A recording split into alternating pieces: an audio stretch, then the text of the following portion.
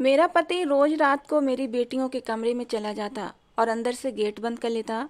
लेकिन उसके अंदर जाते ही कमरे के अंदर से रोने की आवाज़ें आती थीं। मैं हैरान होती और मैं गेट खटखटाती तो मेरा पति कहता, तुम जाओ, मैं इन्हें टेस्ट की तैयारी करा रहा हूँ। पूरी रात मैं अपने पति का इंतजार करती रहती। लेकिन जब वो सुबह कमरे से बाहर आता तो वो बहुत खुश होता था। लेकिन मेरी दोनों बेटियां लंगड़ाकर चलती थीं। एक दिन राज जानने के लिए मैं उनके कमरे में ही छुप कर बैठ गई। थोड़ी ही देर गुजरी थी और जो कुछ उस कमरे में हुआ, मेरे रोंगटे खड़े हो गए थे। भगवान ये दिन किसी को ना दिखाए। मेरा पति तो अपनी बेटियों के साथ ही। मेरा नाम गरिमा है। मैं 33 साल की हो चुकी थी। मेरा रंग बहुत सांवला था, इतना सांवला कि मेरा रिश्ता नहीं हो पा रहा था। जो भी मुझे देखने के लिए आता मुझे देखते ही रिजेक्ट कर देता। बार बार ठुकराए जाने की तकलीफ सह सहकर मैं अंदर से टूट चुकी थी। मुझे लगने लगा था कि मैं अपने माँ बाप पर बोझ बनती जा रही हूँ। हालांकि मेरे माँ बाप ने कभी मुझे एहसास नहीं दिलाया था कि मैं उन पर बोझ हूँ, लेकिन मैं अब अंदर से टूटने लगी थी। मेरे माँ बाप मेरे लिए कोई कुंवारा लड़का देखते, मगर मेरा रंग रूप देखते हुए मेरे लिए 4-5 बच्चों के बाप का ही रिश्ता आता, या फिर तलाकशुदा इंसान का, या फिर किसी बूढ़े आदमी का। ऐसे इंसान से मेरे पापा मेरी शादी नहीं करना चाहते थे। उनका कहना था, हमारी बेटी हमारे लिए बोझ नहीं है, इसलिए जब वो अच्छा रिश्ता आएगा तभी हम अपनी बेटी की शादी करेंगे। लेकिन धीरे धीरे मेरी उम्र निकलती जा रही थी और मेरे चेहरे से मेरी उम्र साफ पता चलने लगी थी। अब तो लोगों ने मेरे माँ बाप को यही समझाया कि बेटी की शादी कर दो, ज़्यादा अच्छे की तलाश में आपकी बेटी घर बैठी बैठी बूढ़ी हो जाएगी। आने वाले समय में ऐसे रिश्ते भी नहीं मिलेंगे। लोगों की बातों को ध्यान में रखते हुए मेरे माँ बाप ने एक रिश्ता स्वीकार कर लिया, जिसकी 3 बेटियां और एक बेटा भी था। मेरे पापा बहुत ही सीधे साधे आदमी थे। किसी ने उनको इस रिश्ते के बारे में बताया था। अब मेरे माँ बाप को ये चिंता सताने लगी थी कि कहीं आने वाले समय में हमारी बेटी के लिए और भी ज़्यादा बुरे बुरे रिश्ते न आने लगें। जिसने मेरे पापा को ये रिश्ता बताया था वो पापा का ही कोई जानने वाला था। उसने लड़के की तस्वीर भी मेरे पापा को दिखाई थी। मेरे पापा ने देखते ही उस लड़के को पसंद कर लिया, क्योंकि लड़का देखने में गोरा चिट्टा स्मार्ट था और उसे देखकर कहीं से भी नहीं लग रहा था कि वो 3 बच्चों का बाप है। फिलहाल मेरे पापा ने अपनी तरफ से तो रिश्ते के लिए हाँ कर दी। अब मेरी तस्वीर भी लड़के वालों के घर भेज दी गई थी। लड़के वालों ने मुझे भी पसंद कर लिया। इस तरह बहुत ही सादगी से मेरी शादी हो गई और विदा होकर मैं अपनी ससुराल चली गई। लेकिन शादी से 2 दिन पहले मैंने एक बात नोट की थी कि मेरे घर वाले बहुत ही ज़्यादा परेशान लग रहे थे और मुझे उनकी आंखों में आंसू भी दिखाई दे रहे थे। मम्मी पापा का कहना था, ससुराल जा रही हो तो हमेशा अपने घर को जोड़ कर रखना और अपने पति के घर में हर हाल में गुजारा करने की सोचना। मैं अपने घर वालों की नसीहत समझ गई थी कि वो क्या कहना चाहते हैं। जब मैं शादी करके अपनी ससुराल गई तो मैं अपने पति के बच्चों को देखा था। तीनों ही बच्चे लगभग जवान थे। मुझे बड़ी हैरानी हुई। दोनों बेटियां बहुत ही खूबसूरत थीं और लड़का बड़ा ही अजीब टाइप का था। उसने अपने कानों में ईयररिंग पहने हुए थे, जैसे आवारा टाइप के लड़के पहनते हैं। मुझे लगा शायद आजकल का ये फैशन चल रहा होगा। मेरी सास भी जिंदा थी, लेकिन एक अजीब बात यह थी, जब मेरा रिश्ता तय हुआ था सिर्फ आदमियों के बीच ये बात चली थी। जब मेरे पति की माँ जिंदा थी तो फिर वो मुझे देखने मेरे घर पर क्यों नहीं आई थी। मेरी सास देखने में बहुत ही खतरनाक लग रही थी। ऐसा लग रहा था जैसे काफ़ी झगड़ालू टाइप की औरत है। आने वाले टाइम में ये मेरा जीना मुश्किल कर देगी। मुझे मेरे कमरे में भेज दिया गया। वहाँ पर मेरा पति आया। मुझे बहुत ही प्यार से बात की थी। मुझे अपना पति पसंद आ गया। भले ही उसके जवान बच्चे थे, लेकिन वो देखने में बिल्कुल भी जवान बच्चों का बाप नहीं लगता था। फिर मुझे अपना पति पसंद आया था, इसलिए मैंने अपने ससुराल में किसी और रिश्ते की तरफ ज़्यादा ध्यान नहीं दिया। यही बात सोची कि मेरा पति तो अच्छा है, इसीलिए मुझे दूसरे से क्या मतलब रखना चाहिए। लेकिन मैं एक बात पर बड़ा हैरान थी कि मेरे पति की उम्र लगभग 45 साल होगी, लेकिन उसके तीनों बच्चे जिनकी उम्र 25 से 30 साल की थी। लड़कियां 24-25 साल की लग रही थीं और लड़का 28-30 साल का लग रहा था। तो ऐसा कैसे मुमकिन हो सकता था? मैं यहाँ आने के बाद बहुत कंफ्यूज हो रही थी। मेरा दिमाग चारों तरफ दौड़ रहा था। थोड़ी देर के बाद मेरा पति मुझसे बातचीत करने के बाद कमरे से बाहर चला गया। कमरे के अंदर मेरी सास और मेरी सौतेली बेटियां आ गईं। मुझे ये देखकर बड़ी हैरानी हुई थी कि मेरी सौतेली बेटियां अभी तक कुंवारी थीं और वो मुझे माँ कहकर पुकारने लगीं। मुझे बड़ा अजीब लगा था। उसके बाद मेरी सास कहने लगी, चलो लड़कियों तुम कमरे से बाहर निकलो, मुझे बहू से कुछ बात करनी है। ये औरत देखने में बड़ी ही अजीब सी थी, मोटी सी और लाल लाल होंठों वाली। ऐसा लग रहा था जैसे इस औरत को पान खाने की आदत है। मुझसे कहने लगी, इस घर में तुम्हें कभी किसी चीज की परेशानी नहीं होगी।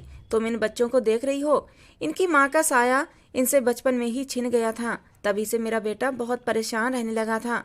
हम लोगों ने उसे समझाया कि तुम दूसरी शादी कर लो, तुम्हारी दूसरी शादी करने से तुम्हें कोई अच्छा हमसफर मिल जाएगा और बच्चों को माँ की ममता मिल जाएगी। अब से तुम ही इन बच्चों की माँ हो। उस औरत ने मुझे प्यार किया, ऐसे जैसे मैं उसकी बहू नहीं बेटी हूँ। मुझे खुशी हुई थी। चलो ससुराल में सब लोग अच्छे थे, लेकिन एक बात सोचने पर मजबूर हुई कि जब मेरे पति को दूसरी शादी करनी ही थी, अपने बच्चों को माँ की ममता देना चाहता था, तो जब उसकी पत्नी उसके बच्चों को छोड़कर बचपन में ही मर गई थी, तो तभी दूसरी शादी क्यों नहीं की थी। अब जबकि बच्चे खुद शादी के लायक थे, तो फिर उसने दूसरी शादी क्यों की थी। मेरा दिमाग उलझता ही जा रहा था, लेकिन मैंने सोचा धीरे धीरे मैं खुद ही अपनी ससुराल को समझ जाऊंगी। मेरी सास ने मेरे सर पर हाथ रखा और फिर वो मेरे कमरे से चली गईं। और सास के जाने के थोड़ी देर के बाद ही मेरा पति फिर से कमरे में आया था और मुझसे कहने लगा, तुम्हें मेरी बेटी और मेरा बेटा कैसा लगा? उनका तुम्हें बहुत ख्याल रखना है, साथ ही साथ मेरी माँ का भी ख्याल रखना। मैंने कहा, मैं बहुत हैरान हूँ कि आपके बच्चे इतने जवान हैं और आप उन बच्चों के बाप नहीं लगते। मेरी बात सुनकर वो हंसने लगा, कहने लगा, तुम ही नहीं बल्कि सारे लोग ही मुझसे ये सवाल करते हैं क्योंकि मैं इतना जवान जो लगता हूँ। मेरा पति मुस्कुराते हुए मुझसे कहने लगा, खैर मैं अपने पति से खुश थी। उसने मुझे बताया कि वो शुरू से ही अपना बहुत ख्याल रखता है, जिम भी करता है और उसने अपनी सारी जिंदगी लगभग जिम करने में ही गुजार दी है, जिसकी वजह से वो इतना जवान नजर आता है। जो लोग अपनी सेहत पर ध्यान देते हैं वो लोग कभी भी जल्दी बूढ़े नहीं होते। अपने पति की बात सुनकर मैं बहुत ज़्यादा इम्प्रेस हुई थी। मेरे पति ने कहा, मैं तुम्हें भी जवान रखूंगा, समय के साथ साथ तुम बूढ़ी होने के बजाय और भी ज़्यादा खूबसूरत होती जाओगी। मैंने अपने पति से कहा कि मैं कैसे खूबसूरत हो सकती हूँ, कहाँ मैं सांवली सी, कहाँ आप गोरे चिट्टे से। मेरे पति ने कहा, ऐसी बातें मत करो, तुम मुझे बहुत अच्छी लगती हो। गोरे काले से क्या होता है, इंसान की सीरत अच्छी होनी चाहिए। उसकी प्यार भरी बातें सुनकर मैं खुश हो गई थी। धीरे धीरे मेरा पति मेरे करीब होने लगा था। उसकी संगत पाकर मैं बहुत खुश थी। मैं जो अपनी शादी की उम्मीद ही छोड़ बैठी थी, अब अपने पति की संगत पाकर फिर से जी उठी थी। मेरे पति में जवान मर्दों जैसा जोश था। मुझे अपने पति से किसी बात की कोई शिकायत नहीं थी। उसने मुझे खुश कर दिया था। कुछ देर बाद मेरा पति सो चुका था, लेकिन पता नहीं क्यों मेरी आंखों में नींद नहीं आ रही थी। बार बार मेरे दिमाग में मेरे ससुराल के लोग ही घूम रहे थे। मैं सोचने लगी कि मेरे पति की बेटियां भी बहुत खूबसूरत हैं। मेरे पति देखने में जवान लगते हैं, लेकिन बूढ़ा आदमी देखने में भले ही जवान लगे, लेकिन उसके अंदर कुछ न कुछ बीमारी जरूर होती है।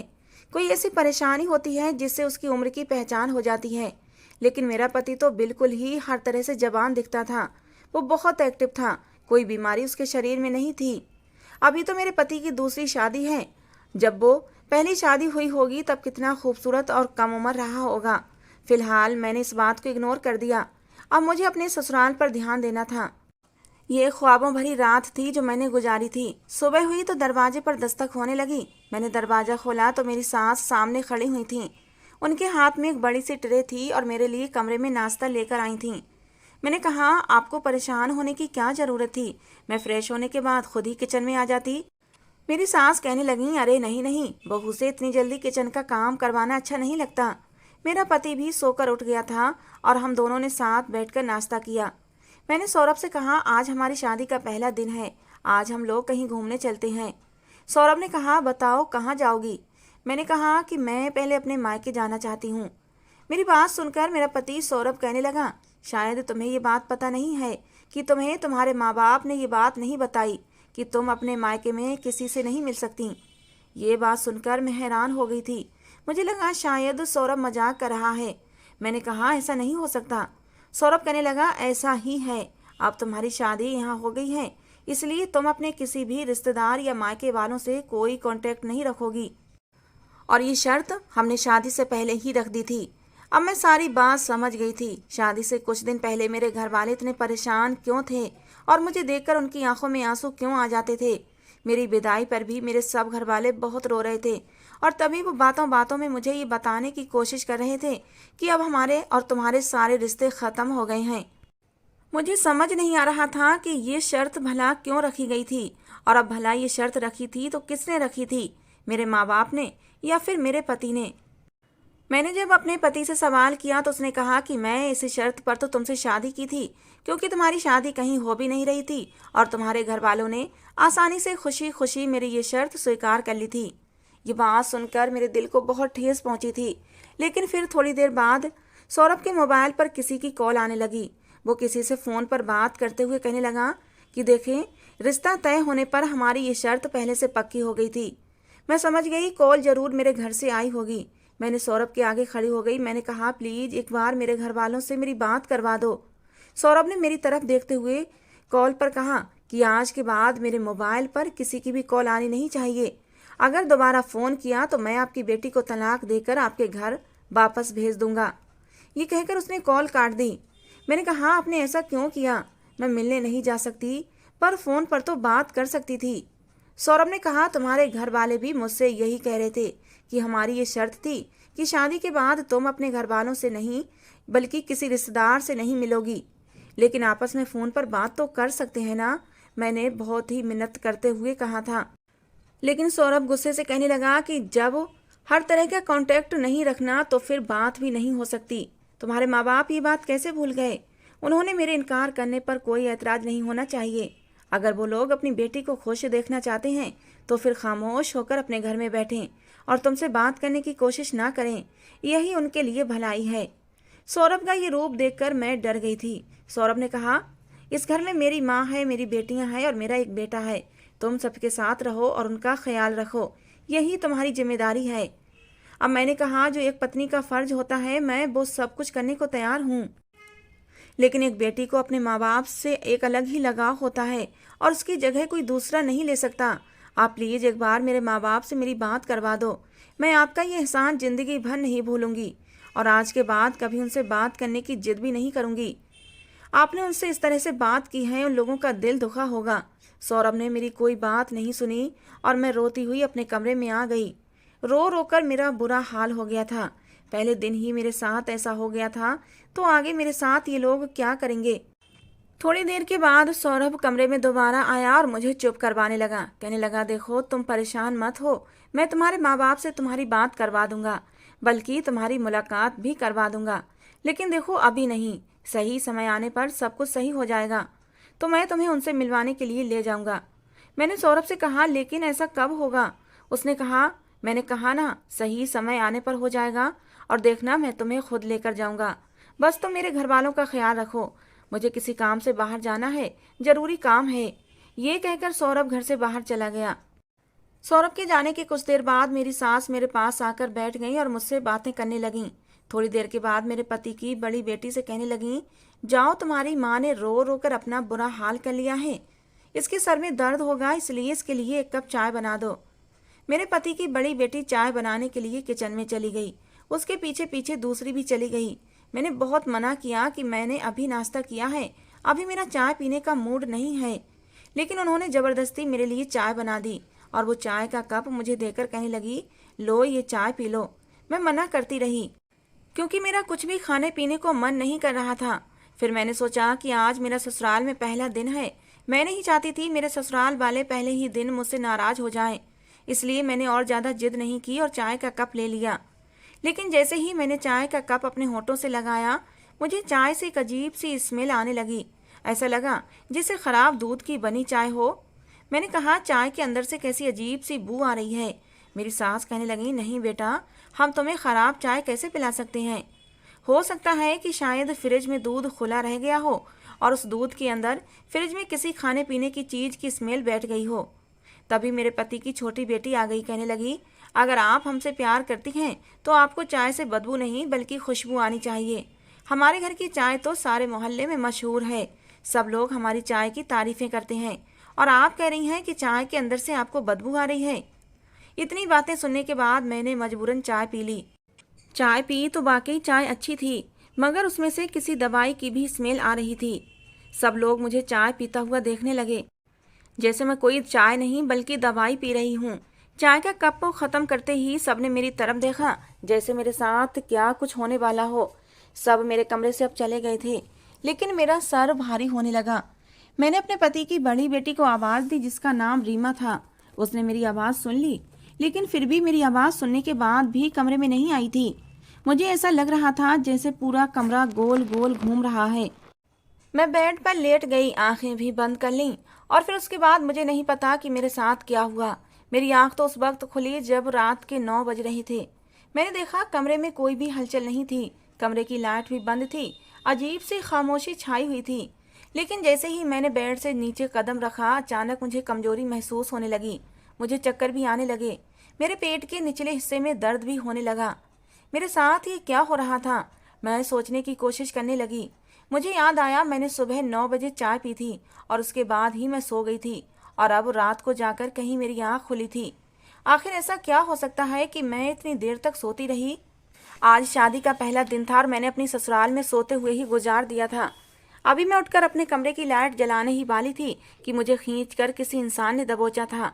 वो मुझे खींचता हुआ दूसरे कमरे में ले गया। मैंने चिल्लाने की कोशिश की, लेकिन जिस इंसान ने मुझे दबोचा था उसने मेरे मुंह पर हाथ रख दिया था। मुझे समझ नहीं आ रहा था ये कौन आदमी है जो मुझे इस तरह दबोचे हुए है। मैं हाथों के एहसास से महसूस कर सकती थी कि ये हाथ मर्द के हैं। मैं जान सकती थी कि ये हाथ मेरे पति के नहीं थे। मैंने उस इंसान को जोर का धक्का मारा और मैं उस कमरे से भागते हुए अपने कमरे में पहुंच गई। न जाने कौन आदमी था, मेरे साथ ऐसा क्यों कर रहा था। मुझे अपनी ससुराल में कुछ भी ठीक नहीं लग रहा था। काफी बड़ा हवेली की तरह बना हुआ मकान था। मैं अपने कमरे के अलावा घर को पूरी तरह देखा भी नहीं था। मुझे अब इस घर में डर लगने लगा था।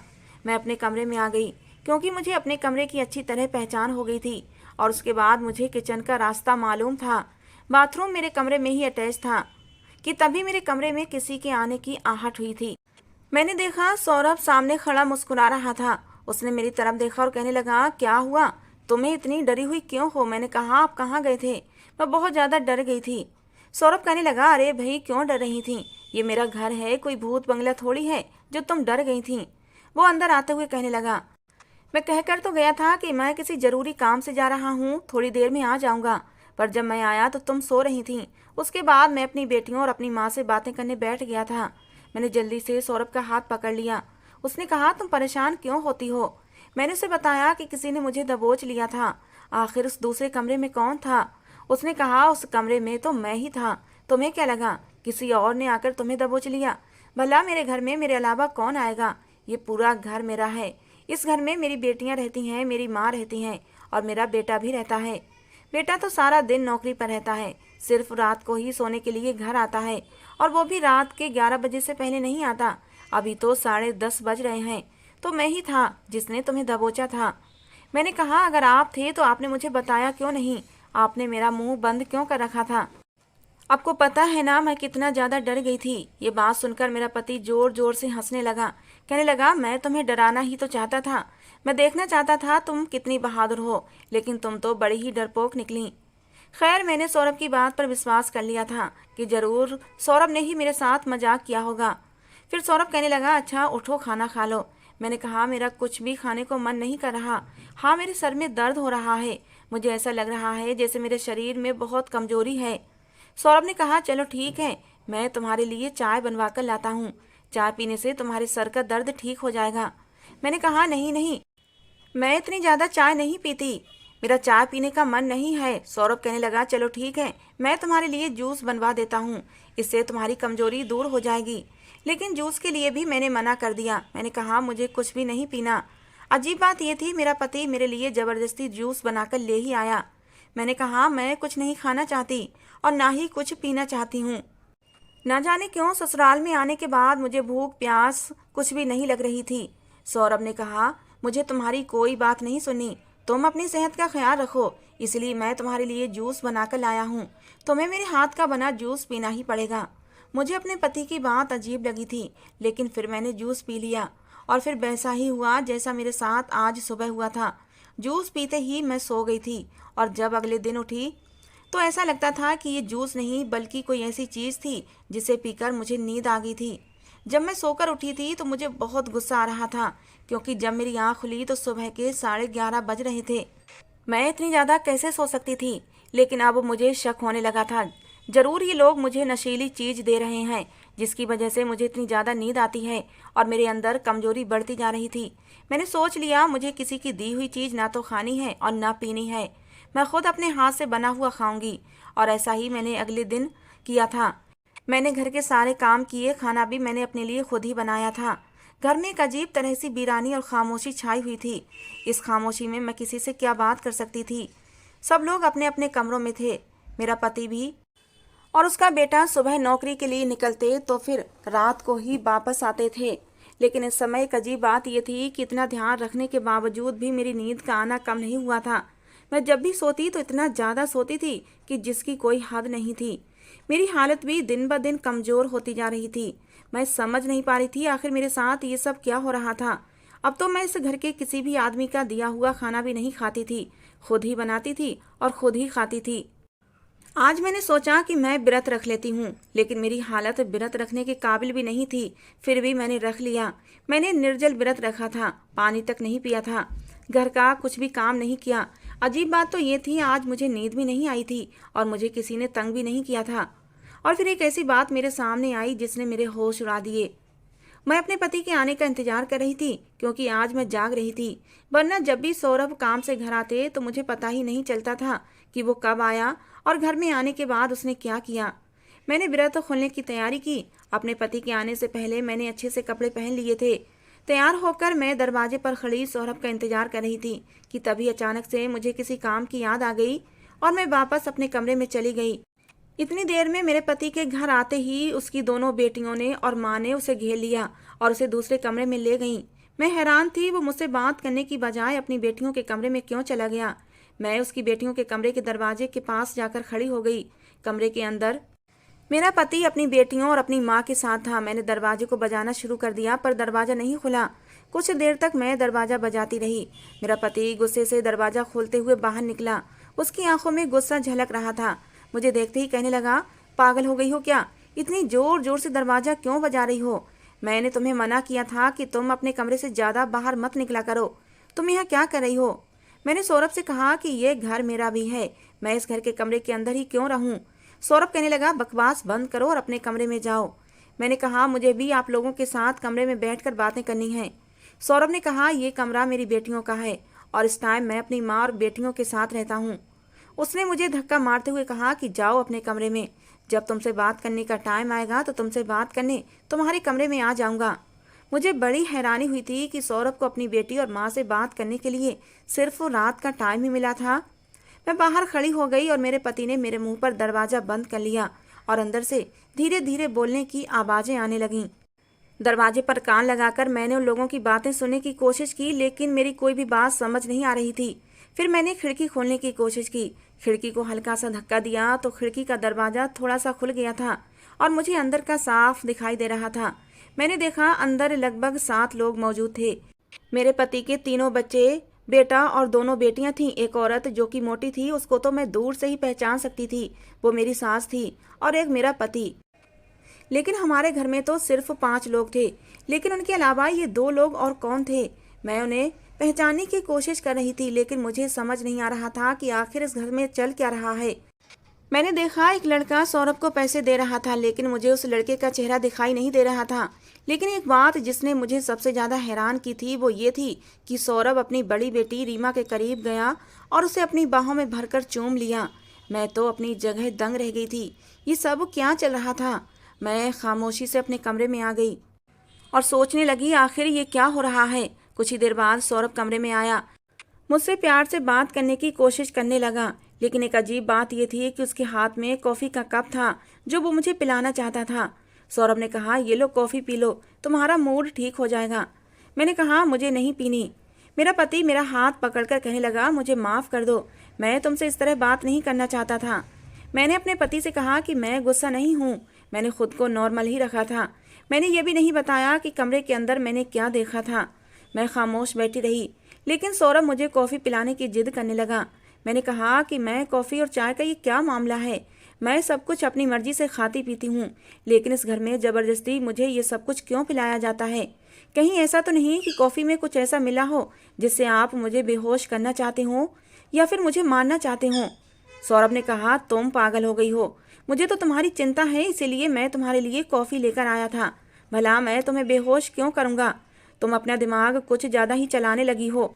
अपना दिमाग कम चलाओ और घर के कामों पर ध्यान लगाओ। तुम दिन भर फ्री बैठी रहती हो, इसलिए तुम्हारे दिमाग में उल्टे सीधे ख्याल आने लगे हैं।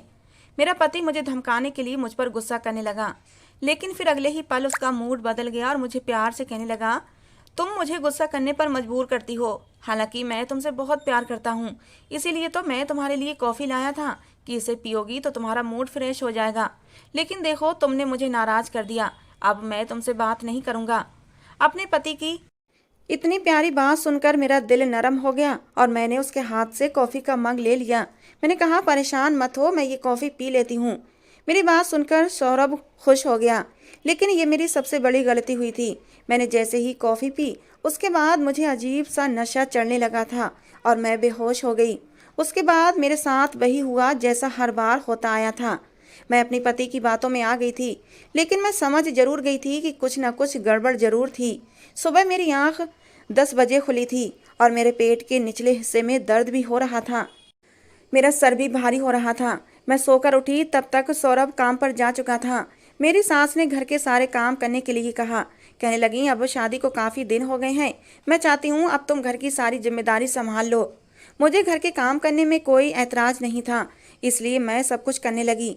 मेरे पति की बेटियां जवान थीं, लेकिन वो घर के किसी काम को हाथ नहीं लगाती थीं और मेरी सास भी तख्त पर बैठी पान खाती रहती थीं और उनकी नज़र मुझ पर ही जमी रहती। मुझे ये औरत शुरू से ही बड़ी अजीब लगती थी। उसे देखकर कहीं से भी नहीं लगता था कि ये मेरे पति की माँ है। एक दिन मैं कपड़े धो रही थी, मैंने देखा मेरे पति का बेटा मुझे बड़ी अजीब सी नज़रों से देख रहा था।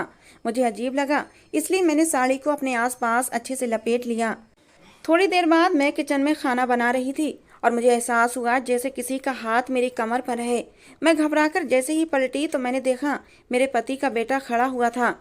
मुझे इस तरह देखने पर वो कुछ घबरा गया, उसके चेहरे का रंग उड़ गया। मैंने कहा, तुम्हें क्या चाहिए और ये क्या हरकत कर रहे हो? वो कहने लगा, माँ मुझे कुछ भी नहीं करना, बस मुझे पानी पीना था, इसलिए मैं किचन में आया था, मैं जा रहा हूँ। ये कहकर वो किचन से चला गया, लेकिन मेरा शरीर बुरी तरह काँप रहा था। ना जाने इस घर का माहौल कैसा था। मेरे पति की बेटियां भी बड़ी अजीब सी कपड़े पहनती थीं, ऐसा लगता जैसे कोई हीरोइन है। एक दिन दरवाजे पर दूध वाला आया तो मैं दूध लेने दरवाजे पर चली गई। जैसे ही दरवाजे पर गई तो गली में 2 औरतें खड़ी थीं। मुझे देखकर आपस में बातें करने लगीं। दूध वाला तो दूध देकर चला गया था, लेकिन वो औरतें अब भी मुझे देख रही थीं और मेरे करीब आकर कहने लगीं, हमने तुम्हें पहले नहीं देखा इस घर में, क्या तुम यहाँ पर नई आई हो? मैंने कहा, आपका क्या मतलब है कि मैं नई आई हूँ? मैं इस घर की बहू हूँ। मेरी बात सुनकर वो औरतें एक दूसरे को देखने लगीं और उनमें से एक औरत हंसकर कहने लगी, अरे बहू, इस घर में ना जाने कितनी बहुएं अब तक आ चुकी हैं। उसकी ये बात सुनकर इससे पहले कि मैं उस औरत से कोई सवाल करती, इतनी देर में मेरे पीछे से मेरा हाथ किसी ने पकड़ा और मुझे अंदर खींच लिया। मैंने देखा मेरी सास ने मुझे अंदर खींचा था। मेरे हाथ से दूध का बर्तन गिरते गिरते बचा था, जबकि थोड़ा सा दूध तो फर्श पर गिर भी गया था। मेरी सास ने जल्दी से दरवाजा बंद किया और कुंडी लगा दी। मुझे घूरते हुए कहने लगी, मेरे बेटे ने तुझे कितनी बार मना किया है कि ज़्यादा इधर उधर ताका झांकी करने की ज़रूरत नहीं है। अगर ये बात सौरभ को पता चल गई कि तू दरवाजे पर खड़ी मोहल्ले की औरतों से बातें कर रही थी, तो तू नहीं जानती वो तेरा क्या हाल करेगा। मैंने कहा, मैंने ऐसा भी क्या गलत कर दिया? दूध वाला बहुत देर से दरवाजे को बजा रहा था, किसी की आवाज़ नहीं आई, इसलिए मैं ही दूध का बर्तन लेकर चली गई। और आप मुझसे ये किस तरह की बातें कर रही हैं? मैंने कोई पाप तो नहीं कर दिया, वो मोहल्ले की औरतें ही तो थीं। उस दिन मेरी सास ने बहुत हंगामा किया था। अब मुझे उन लोगों पर शक होने लगा था। मैं सोच में पड़ गई थी कि वो मोहल्ले वाली औरतें मुझे क्या कहना चाहती थीं। अब मुझे इस घर का राज वो मोहल्ले की औरतें ही बता सकती थीं। मैंने एक औरत से बातचीत करने की कोशिश की। एक दिन मैं बहाने से छत पर चली गई। उस टाइम घर के सारे लोग सो रहे होते थे। छत पर जाने के बाद घर के सामने वाली छत पर पत्थर उठाकर मारने लगी थी कि कोई बाहर आए और मैं मौका देखकर उससे बात करूं। मेरे पत्थर मारने पर एक औरत खिड़की पर झांकने लगी। मैंने उसे आवाज़ लगा दी। बहाने से औरत को छत पर बुला लिया। वो औरत अपनी छत पर आ गई। हमारे घर की छतें आमने सामने थीं। मैंने उस औरत से कहा कि आज तुम गली में खड़ी मेरे बारे में क्या बातें कर रही थीं और मुझे कुछ बताने की कोशिश भी कर रही थीं। मैं इस घर के बारे में सब कुछ जानना चाहती हूँ। प्लीज़ मुझे सब कुछ बता दो। मैं यहाँ बहुत परेशान हूँ। मुझे ये घर बहुत अजीब लगता है। उस औरत ने कहा, हाँ मैं तुम्हें सब कुछ बता दूंगी, लेकिन इस मामले में मेरा नाम नहीं आना चाहिए। मैंने कहा, ठीक है, तुम्हारा नाम नहीं आएगा। उस औरत ने बताया, जिस घर में तुम रहती हो ये कोई घर नहीं और ना ही तुम्हारा ससुराल है। जो आदमी इस घर में रहता है वो तुम्हारा पति भी नहीं, बल्कि ये लोग आपस में ही इस घर के फैमिली मेंबर नहीं है। ये घर नहीं, एक कोठा है। उसमें जो औरत रहती है वो एक बाई है, और जो दो जवान लड़कियां हैं वो भी इस घर में लाई गई हैं, लड़कियां हैं। ये औरत लड़कियों को लाती है। तुम्हारे पति का भी यही काम है। वो लड़कियों से या तो शादी के बहाने उन्हें इस घर में लेकर आता है या फिर उन्हें किडनैप करके लाता है। इस बार तुम यहाँ आई हो। कई बार इन लोगों के खिलाफ केस भी हो चुके हैं, लेकिन हर बार ये लोग पुलिस से बच जाते हैं, क्योंकि आज तक पुलिस को इनके खिलाफ सबूत नहीं मिले हैं। मोहल्ले में रहने वाले लोगों को ये तंग करते हैं, इसलिए कोई इनके मुंह नहीं लगता। ये हकीकत सुनकर तो मेरे सर पर ऐसा लगा कि जैसे कोई बम फटा हो। ये मैंने क्या सुन लिया था? मैं जिसे अपना ससुराल समझ रही थी वो तो एक कोठा था, और हर रात मेरी इज्जत नीलाम होती थी। मुझे नशीली दवा देकर मेरी इज्जत के साथ खिलवाड़ किया जाता था। मेरी आंखों से आंसू बहने लगे थे। जैसे तैसे करके मैंने खुद को संभाला। मैंने कहा, इस घर में जो लड़का रहता है वो कौन है? उस औरत ने बताया, जो लड़का रहता है वो तुम्हारे पति का बेटा नहीं, बल्कि वो बाई का बेटा है, और उसका भी यही काम है। वो लड़कियों पर नजर रखता है। जो लड़की घर में रहती है कि कहीं वो भाग न जाए। यहाँ पर हर एक महीने नई लड़की को लाया जाता है। मैंने कहा, यहाँ पर लड़कियों को लाने के बाद क्या किया जाता है? हालांकि मुझे पता था यहाँ पर लड़कियों और औरतों के साथ क्या होता है, लेकिन फिर भी थोड़ी सी आस बची हुई थी कि शायद मेरी इज्जत सही सलामत हो, मेरे साथ ये घिनौना पाप ना किया गया हो। उस औरत ने बताया, तुम पागल तो नहीं हो? तुम्हारे साथ क्या हो रहा है तुम्हें नहीं पता? मैंने कहा, मुझे नहीं पता। उसने कहा, यहाँ पर जो भी लड़की आती है उसके शरीर को बेचा जाता है। ये सुनकर तो मेरे पैरों तले से जमीन निकल गई थी। उस औरत ने बताया, ये लोग बहुत खतरनाक लोग हैं। ये लोगों के सामने सीधे बनते हैं, लेकिन उनकी हकीकत हम लोग जान चुके हैं, क्योंकि हम इनके पड़ोस में ही रहते हैं। यहाँ पर लाने वाली लड़कियों को बेहोश कर दिया जाता है और उनकी कीमत लगाई जाती है। वो लड़की जब तक बेहोश रहती है उसे कुछ पता नहीं चलता उसके साथ रात भर क्या होता रहा है। उस औरत की बात सुनकर तो मेरे पसीने छूटने लगे थे। आखिर ये औरत क्या कह रही थी? उस औरत ने मुझसे कहा, तुम मुझे भली लगती हो, इसलिए तुमसे कह रही हूँ, जितनी जल्दी हो सके यहाँ से भाग जाओ, वरना ये लोग तुम्हें कहीं का नहीं छोड़ेंगे। उस औरत की बात सुनकर मैं रोने लगी थी। मेरी इज्जत तो न जाने कब की तार तार हो चुकी थी। मेरी शादी को 8 दिन हो गए थे और इन 8 दिनों में मैं 8 घंटे भी सही से जागी नहीं थी। हर वक्त सोती रहती थी, और इसका मतलब सोते हुए मेरी इज्जत तार तार हो रही थी। ये लोग तो अपना धंधा चला रहे थे। वो औरत अपने घर चली गई और मैं सोचती रह गई कि मैं क्या करूं। मैंने सोच लिया था मैं अब ये सब कुछ और नहीं सहूंगी। मैं अपने कमरे में चली आई। मैंने अपने पति का फोन उठाया और पुलिस को कॉल लगा दी। पुलिस को मैंने सारी बात बता दी। मुझे पता था मेरे साथ इतने दिनों से जो कुछ हो रहा है उस हिसाब से ये लोग अगले दिन भी मेरे साथ वही सब कुछ करेंगे। मैं उन लोगों को रंगे हाथों पकड़वाना चाहती थी। इसलिए अगले दिन जैसे ही मेरे पति ने मेरे आगे जूस का गिलास रखा तो मैंने चुपचाप जूस का गिलास ले लिया और अपने पति से ऐसे रिएक्ट करने लगी जैसे मैं जूस पी रही हूँ। लेकिन सौरभ का ध्यान हटते ही मैंने उसे बेड के नीचे फेंक दिया। थोड़ी देर के बाद मैं सोने का नाटक करने लगी। मैंने पुलिस को टाइम दे रखा था। 10 बजे के समय सौरभ घर आता था। लगभग रात के 1 बजे के बाद मेरे साथ ये सब कुछ किया जाता था। मेरे पति ने उस दिन भी किसी दूसरे आदमी से मेरी कीमत लगाई थी और मेरा पति कमरे से बाहर चला गया, लेकिन मैं जाग रही थी और सोने का नाटक कर रही थी। मुझे महसूस हुआ कोई मेरे कमरे में आया और उसने मेरे शरीर पर हाथ फेरना शुरू कर दिया। तभी हमारे घर पुलिस आ गई और पुलिस ने उन लोगों को रंगे हाथों पकड़ लिया। जो आदमी पैसे देकर मेरी इज्जत के साथ खेलने के लिए आया था उसने पुलिस को सारी सच्चाई बता दी कि आज रात के लिए इस आदमी ने मेरी कीमत इन लोगों को दी है। अब पुलिस के पास और उन लोगों के खिलाफ सबूत इकट्ठे हो चुके थे। मैंने भी अपनी गवाही पुलिस को दे दी थी। उन लोगों को रातों रात गिरफ्तार कर लिया गया था। मैं अपने माँ बाप के घर आ गई। अब मैं अपने माँ बाप को ये सब बताया तो वो शर्मिंदा हुए थे।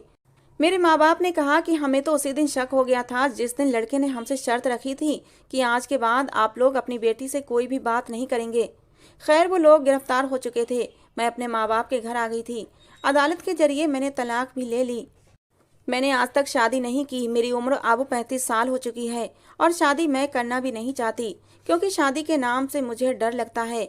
मैं अपने माँ बाप के घर पर रहकर ही उनकी सेवा कर रही हूँ, क्योंकि मेरे माँ बाप बूढ़े हो चुके हैं। मैं पढ़ी लिखी थी, नौकरी करके अपना और अपने माँ बाप का पेट पाल रही हूँ। इस घिनौनी जिंदगी से अच्छा मुझे अपनी ये जिंदगी ज़्यादा पसंद है। आप लोग ही बताएं, क्या शादी न करने का फैसला मेरा सही है या गलत? अपनी राय कमेंट बॉक्स में ज़रूर देना। दोस्तों, कहानी पसंद आई हो तो प्लीज़ लाइक कर देना। रोज़ एक नई कहानी सुनने के लिए हमारे चैनल को भी सब्सक्राइब कर लेना।